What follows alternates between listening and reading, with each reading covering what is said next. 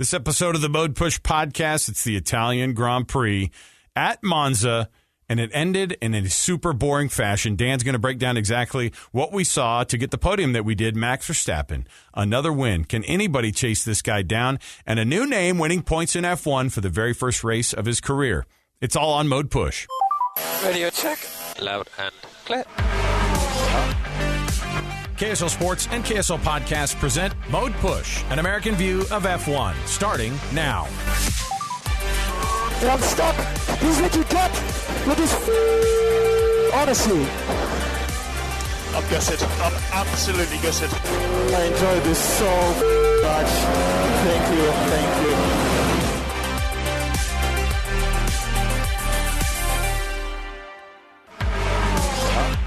Welcome in, everybody. It's another edition of Mode Push, an American view of F1, the podcast taking at least our region of the United States by storm. Come on, Dan Jimenez hosting with me. I'm Alex Kirry. We are with you every week, previewing and reviewing the races. Today, it's the Italian Grand Prix. I guess it's the, what was it, the Pirelli Grand Prix, Dan? Wasn't it the, was it the Pirelli? Was it a Heineken? I never know who the sponsors of these things are half the time. Yeah, the Parmesan Grand Prix. I don't know. There's some mix of Italian words in there. Right off the bat, your podium, not necessarily a shock, and I think what a lot of people probably view as what the future of F1 may have already. We're kind of right there with Max Verstappen on the top step, Charles Leclerc for Ferrari at the second spot in the podium, and then George Russell bringing up third place on the podium, Carlos Sainz for Ferrari in fourth, Lewis Hamilton with a nice showing in fifth, and so the Mercedes team is just right there. They're just fighting their butts off, Dan. But your reaction right off the bat to this race overall, it was another win. If you just looked at it on paper, Max Verstappen with another win extends his lead in the championship race, and Charles is just like right there in second place, and you feel like that's kind of the place that he's going to be the rest of the way. But this was Max's race because he started from seventh. It took him how many laps before he finally got in the lead, and then that's where we ended the thing on a safety car. Just how we love it. This is where Americans are going. So what happened? How did we finish the race like this? Yeah, that was a bit of a letdown. It's kind of the equivalent of like a tie at the end of an NFL game. You're like, why do we have ties? I think as a new fan, you want it to always be as climactic as possible, and we can get into more of that later. Why they landed on deciding with not putting the red flag in on the race. But looking at that podium, they I think Max is just solidifying and putting any doubt. Removing any doubt that he is the man this year, and that Red Bull is ahead of everybody else by a large margin. And Ferrari, I think, had a good showing, especially coming out of the gate on Friday morning in the free practice, leading the free practices. There was a lot of optimism there, and I think that they did as good of a job as they could be expected to have done with just the Red Bull's absolute dominance. There wasn't anything that happened in this race that Ferrari could point to, be like, oh well, the strategy or the pit stops or that's what kept us out of it. It was a straight up race with Max, and they just got beat. Red Bull has the pace, obviously. I don't know though. I mean, like I watched this thing. Out of the surprises that you can get in a race like this, there didn't seem like there were a lot of surprises, except for Nyck de Vries stepping in for a sick Alex Albon who got hit with the appendicitis right before the race, right? Isn't that what it ended up being? So he gets appendicitis. Nyck de Vries steps in. So now what? This is a guy who's like the veteran reserve. The veteran rookie. Right. Yeah. The veteran FP1, take a few laps in, take your pick of the race teams he's done it with. But so where does he put himself now in this discussion of guys who could find themselves in F1 as everybody's looking around for a seat? Yeah, you have to think Latifi's sweating bullets looking up the road and seeing de Vries and the same equipment show up and outrun him. Because you have to think that he's going to be taking Latifi's seat next year. If you're Williams and Nyck de Vries, comes in last second on a Saturday and outruns your second driver and gets points, I mean, that's a business. That's a decision pretty that has to be exciting. made. Yeah, that's a pretty exciting prospect for Williams, right? When you look at Alex Albon, who's been super sharp this year, and I think outperformed what the car's performance probably is. He's an astute driver, and obviously Nyck de Vries. People just get excited about that kind of stuff. You show up and get ninth on your first real actual. That just doesn't happen very often. I remember Yuki did it last year in his first race, right? He got 10th, or at least was in the points. Maybe he got a couple points, did the same kind of thing. I don't know if there's a version of this in F1 of beginner's luck. Maybe that can happen on a race like today where you have the VSC and you end the race on a safety car. But is there such a thing as kind of beginner's luck with this, or is this guy just have more talent than maybe and just never had the opportunity? I think he's certainly talented. He got a little bit of help from all the grid penalties that so many of the other teams took to start the race. And so he shuffled up the order a little bit, but he still had a good qualifying showing. And so he started up there in the top 10 and held his position. So I think a lot of credit goes to him. And maybe there's a little bit of beginner's luck, but you take it where you can get it. So I was super impressed. And it was cool to see the other drivers after the race when they were back at the paddock, Lewis Hamilton, Max did embrace him, and everybody going up and giving him big hugs and telling him congrats, because he's just been hanging around for a while. He's 27, which is getting up there in years. Considering Formula One. Yeah, what's the comparison? Like in the NFL, if you're a running back and you're 29, you might as well be 62 knocking on the door to retirement. And so, is there such a thing as there is a drop off of reaction times, things like that, obviously, that come with age. You think about the old guys on the grid who, formerly it was the Iceman, right? You think about Kimi, but I think people look at guys like Fernando Alonso and they go, well, he's 41. I think he's what he is. I think he's 41 or 42, and he's right there, and he's got that racer's edge. But they say that it falls off after a minute. But I don't know what the prime racing age is. Is there one? I would say the mid-20s to mid-30s is your prime racing age in Formula One. The physical fitness is definitely a factor, and kudos to Fernando to still be able to run these races at his age. And Nick even said it at the end of the race. He said his shoulders were dead from just the G-forces in that car all race long. It takes a toll on the body, but it probably more the reaction time, the hand-eye coordination, aggressiveness, willingness to take risks. That's probably what falls off more with age than the actual physical fitness that affects your, the driver's abilities.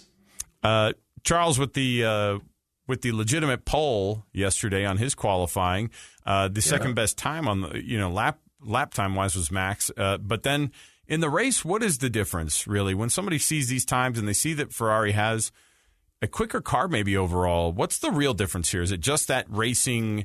Is it just the racing talent that Max Verstappen has, or I guess in a week like this, Ferrari didn't blow it, I guess, strategy-wise, unless I was missing something. But, there seems to always be something that ails them, whether it is the VSC or whether it is something else. And maybe you can explain that why Ferrari has a competitive car but never seems to be at the very front end of things when the race actually ends.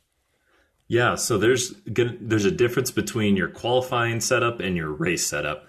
And qualifying setup is all about, full out, one lap, get everything you can out of the car. And then when you go to race trim, you have to think a lot about tire management and how hard is this car going to be on the tires over the course of the race, as well as then the drivers have to, manage the tires as well.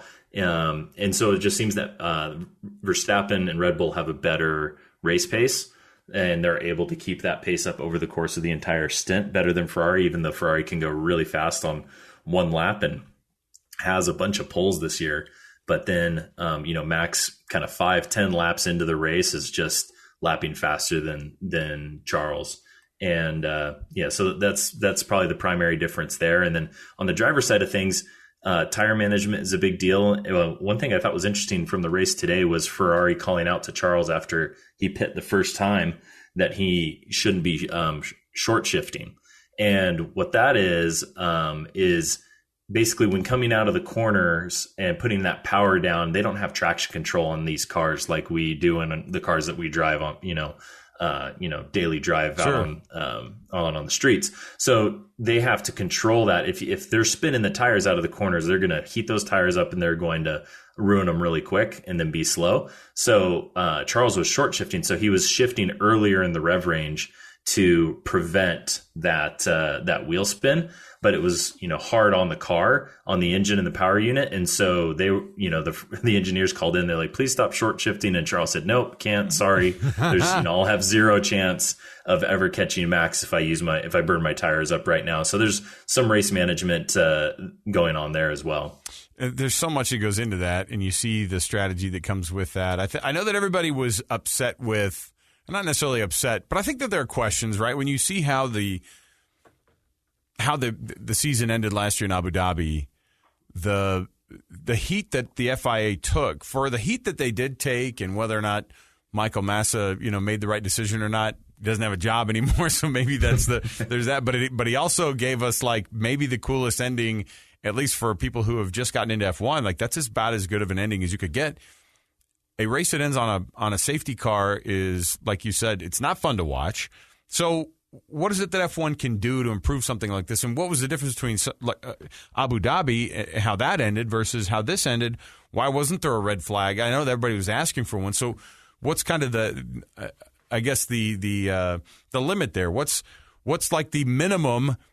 Is it just the race director's call, and that's that one guy and maybe the couple people that are in his ear that make that decision? Or how did we get to this versus, I think all the memes that I saw were, safety car finish, Max? That must be nice, with Lewis kind of looming behind him, Yeah. Obviously, there are questions there because you go, well, we can't treat things differently for one race versus another.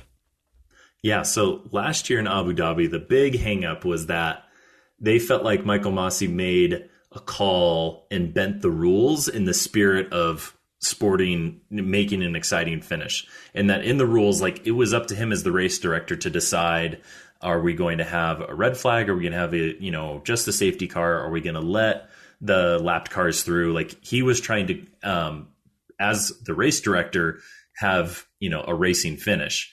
And then when it didn't work out well for Mercedes and they put up the fight, over the winter break, all the teams got together and said, okay, no, we're going to make this more strict. We're going to say it's really only up to the discretion of the race director on if you do a safety car or if you do red flag it, only based on safety. There's not going to be, they don't want it to be artificially creating drama or a tighter finish. Well, and obviously with all the debris that was on the track last year at Abu Dhabi, it was a pretty easy call in that sense. I think a lot of people thought that, at least, but they cleaned it up so quickly. Let's get this thing going. That was the idea and so it was wild. The trouble today was that they thought they were going to be able to push Ricciardo's car off the track really quick. It was stuck in gear. They had to wait for the cherry picker to drive down there and pick it up. And what surprised me was, they're saying they were doing all this in the name of safety, but I think the problem today was that the safety car did not pick up the leader, meaning come out of the pits right in front of Max and get Max to slow down and then allow for the rest of the train of cars to catch up to him. Right. That didn't work out like it should have. And instead, the safety car picked up George in third. And so then Max was still way out in front running around, and it just took a long time to get the cars all caught up in the right spot behind the safety car. And so I think that exacerbated the issue. And they wanted, I think the FIA wanted to make a point of no, look, this time we are going to follow the rules so nobody can complain. And had Abu Dhabi not happened, then, maybe they wouldn't have felt that pressure to we're going to do this one by the book so nobody has anything to say. But in that process of everybody trying to catch up and letting the lapped cars through, you had this cherry picker and marshals out on the racetrack and they're backing up and Ricciardo's car is, 20 feet up in the air, and you have cars whipping by at a pretty good speed around the cherry picker.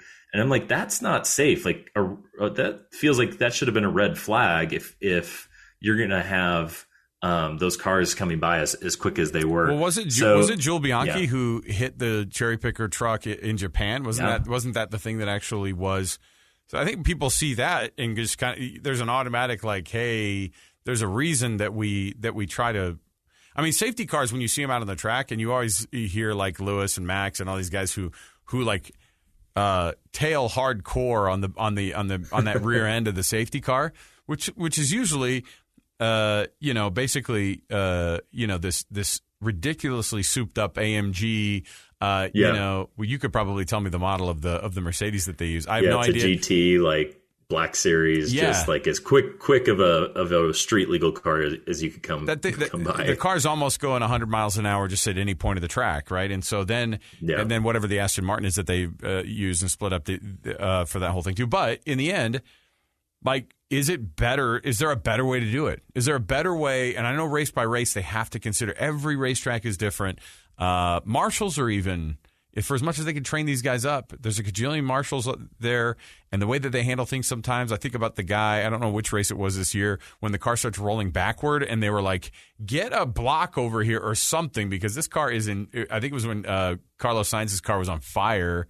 I don't know which race. Do you remember that one when it starts rolling back? Yeah. And the marshal was kind of looking around going, oh, hold on. I've got something maybe for this back in the truck. And he's like walking back and he looked like me. He's like a little chubby, like trying to like get, like back to the car that was rolling off and Carlos Sainz is like, my car's on fire. This thing's rolling back onto the track. I know that safety's a huge issue. And obviously there's a reason why the mortality rate in F1 has dropped considerably over the last few decades. But how can this sport, the whole thing is that every sport has to figure out how to make this thing more consumable, better for TV. And a race like today that ended like it did, when the commentary team has to be like, well, that was, it ended the way it did. And look, every football game is not going to be amazing. Every baseball game, there's going to be a 15-1 baseball game that wasn't fun to watch since the second inning. But I feel like that they can control factors a little bit more, and maybe, I don't know if there's a rule change that should still happen, or if you want to see something go in a different direction so that they can have better finishes. Yeah, I think in the spirit of the integrity of the sport, we don't want to see the FI just calling a red flag just to make it more exciting. I think the corollary would be in a blowout. Now we're going to let the team that's behind in the start from the 50-yard line every possession or something. That's just doesn't make sense, right? But I think that from a safety perspective, more can be done, and especially like when you're getting down to those last 5 laps. There's this kind of trade-off because you have to call the red flag with at least 3 laps to go, because they have to do the out lap, like formation lap afterwards, and then do the standing start or whatever. So there's kind of like this, okay, you're kind of creeping into 5 laps to go, 4 laps to go, 3 laps to go. Okay, it's too late to do a red flag. And so they were trying to hurry everybody around. And in that hurry, I think they actually made it less safe for the marshals that were out there on the track. And so I think that what they could do, and what some people are calling for, is allow for a red flag that doesn't allow for tire change or something like that. Because in Formula One, one of the unique things is under the red flag, they just let the mechanics and the teams do whatever they want to the cars. So that's what I was going to ask. Is it not just the tire change stuff? I mean, it's not like a Parc Ferme situation where they're just like, pull the cars in, don't touch these things or look at them. But maybe that would be, then that equalizing under the safety car, everybody changing tires, that ruins or makes or breaks races for everybody depending on the weekend and what happens. So would they, or is safety another issue with that, where they go, no, we brought in these tires, they got cold, and then our whole strategy got ruined, or why wouldn't they do something like that? Why would they allow for just cars to be, because we've seen full, fins being replaced. We've seen noses replaced in red flags and all the tires and everything and work being done on these cars. And so I don't know what the limit is on those things, or why they allow it, I guess. Yeah, and the FAI can make the call. I think a lot of it is just probably tradition and what the teams are used to. But I think that after today's race, you're going to see more calls from the teams from the fans as well, to have a more clear procedure around the end of a race to just ensure great racing and a good finish. And I mean, it was funny. Christian Horner was like, at the end of the race, was like, yeah, I think they should have red flagged it. I think that would have been appropriate. It's like, well, easy for you to say. You won the race handily, and you benefited from it going the other direction last time this happened. So that guy's just totally shameless.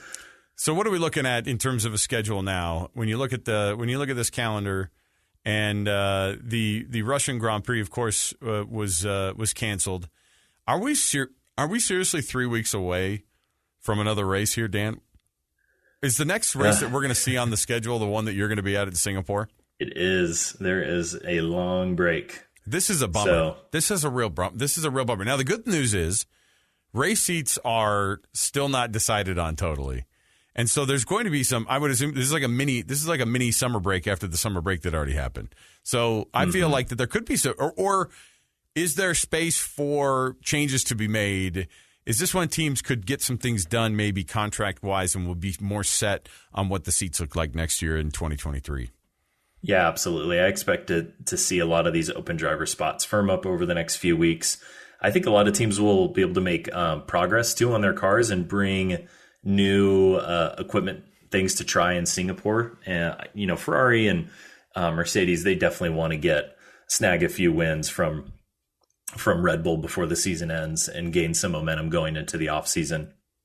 And I think that there are some tracks that will lend themselves towards that. Singapore, Japan, Brazil, Abu Dhabi. These are all more kind of high downforce tracks that I think will work well for Mercedes and Ferrari and maybe equalize the playing field. So I expect some good competition in these last, 6 races. Right. The flyaways, they call them, right? We're going to get out to some faraway races. Singapore at the very end of this month. Japan in the following week after right there. Then they come back to North America. You've got the U.S. Grand Prix that's going to happen, of course, down there in Austin. And then the Mexican Grand Prix and then Brazil. And then they wrap everything up in Abu Dhabi like they did last year. So there's the rest of the season there. And Max Verstappen has the last 5 race wins in a row. He's got 11 on the season. He's got 31 overall in his career. What's he on pace to do? Because is this obviously he's on pace for his second World Driver Championship, but is he the type of guy that it would set up for? You have to have a lot of things go right for you. You have to basically have not just be the best driver on the grid, you have to have the best car on the grid to be able to stack up multiple World Championships. And so is it the kind of thing where this guy could give us some boring racing over the next 7 years as well as on his way to Lewis Hamilton and Michael Schumacher type elevated status?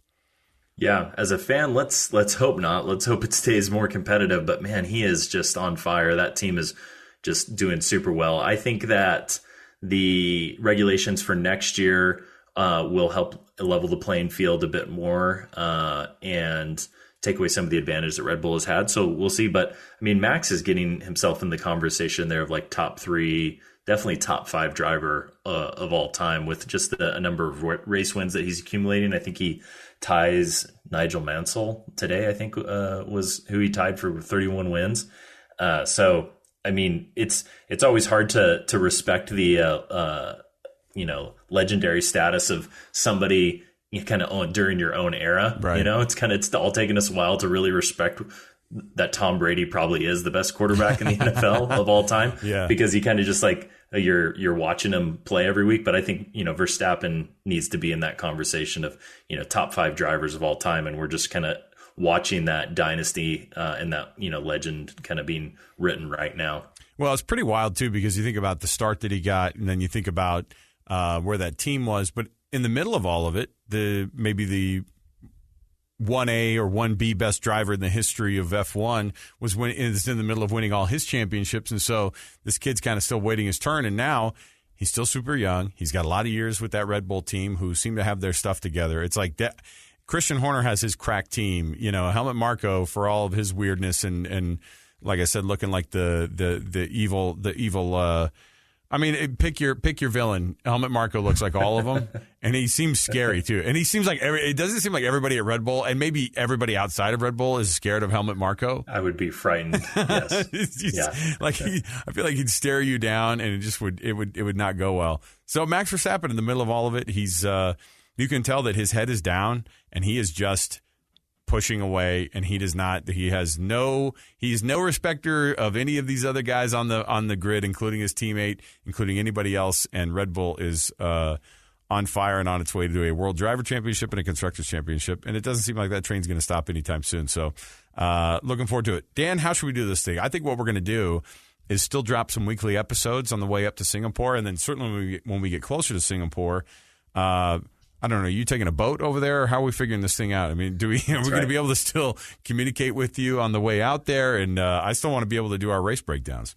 Yeah, I'll take my satellite phone and we'll dial in. And I'm excited to just kind of report the whole experience, because I've actually never been to, this will be my first F1 race that I've attended in person. So I'm really excited just to, that in general, plus being in a venue like Singapore is going to be really special. So I'm going to take lots of copious notes and photos and videos and be, excited to share, that whole experience with all of our listeners in a few weeks. I go to a lot of sporting events. I would be intimidated by an F1 paddock.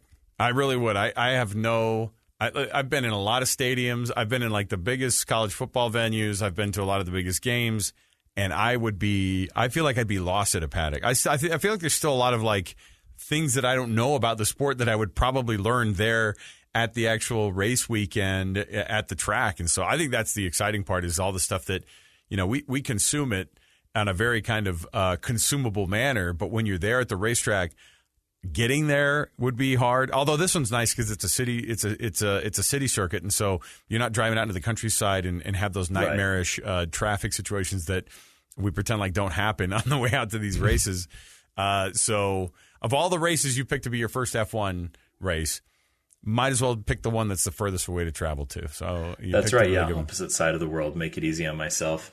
Yeah, I'm excited to get in there and just kind of be close to the cars and the teams. And I just remember when I started out in NASCAR and going to my first, few races as, an actual race engineer and being in the garage, just being so impressed by the level of professionalism that everyone was just taking their job, as seriously as anybody would in any profession.